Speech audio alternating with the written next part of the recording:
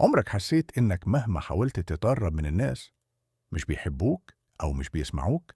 طب إيه رأيك لو قلتلك إن في شوية قواعد بسيطة لو مشيت عليهم هتخلي أي حد يحبك ويحترمك؟ الكتاب اللي معانا النهاردة من أكتر الكتب اللي غيرت حياة ناس كتير حوالين العالم.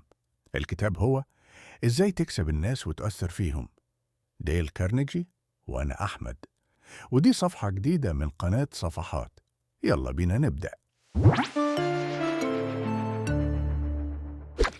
الجزء الأول: إزاي تتعامل مع الناس. أول حاجة، ما تنتقدش ولا تلوم. لو دايما بتلوم الناس أو بتوجه لهم نقد قاسي طبيعي هيبعدوا عنك. حاول تفهمهم الأول بدل ما تهاجمهم. تاني حاجة، امدحهم بصدق مش نفاق، لكن لما تلاقي حاجة كويسة قولها. الكلمة الحلوة بتفرق جدا وبتخلي الناس تحب وجودك. التالتة، اهتم بيهم بجد مش تمثيل. اسأل عنهم، خليك حاضر معاهم، حسسهم إنك مهتم بوجودهم. الجزء التاني: إزاي تخلي الناس تحبك. واحد، ابتسم. الابتسامة البسيطة دي ممكن تفتح لك قلوب ناس كتير من غير ولا كلمة. اتنين، نادي الناس بأساميهم. الناس بتحب تسمع اسمها. الاسم بالنسبة لأي حد حاجة خاصة جدا، فاكره واديله احترامه. تلاتة، اسمع أكتر ما تتكلم. الناس بتحب تتكلم عن نفسها. لو عايز حد يحبك اسمعه باهتمام من غير ما تقاطعه. أربعة، اتكلم في اللي يهمهم هم، مش كل مرة تتكلم عن نفسك. شوف هم بيحبوا إيه وشاركهم في اهتماماتهم. خمسة، حسسهم بأهميتهم.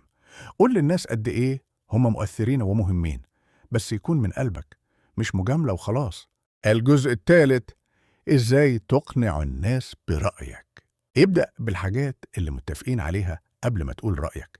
ابدأ بحاجة إحنا متفقين عليها، ده بيخلي الحوار أسهل وأهدى. اعترف لو أنت غلطان قبل ما تلوم الناس. اعترف بأخطائك، ده بيخلي الناس تحترمك وتحس إنك متواضع. خليهم يحسوا إن الفكرة فكرتهم. لما تحسس اللي قدامك إن الحل هو اللي وصل له هيتحمس وينفذه أكتر. خاطب القلب قبل العقل. الناس مش كلها بتفكر بمنطق، كتير بيتحركوا بالمشاعر. خاطب إحساسهم مش بس دماغهم. ارفع سقف التحدي بلطف. لو عايز تحفز حد وريه إنك مصدقه وشايف فيه إمكانيات. التحدي ده بيولد جواهم حماس. الكتاب ده مش بيعلمك تبقى شخص بتتجمل، ده بيعلمك تكون إنسان حقيقي بيعرف يتعامل مع الناس باحترام وذكاء. ودي كانت صفحة جديدة من قناة صفحات. لو الفيديو عجبك اعمله لايك وابعته لحد بتحبه، ومتنساش تشترك في القناة علشان كل فيديو بنفتحه مع بعض هو صفحة جديدة من حياتك. استناني في الملخص اللي جاي. سلام.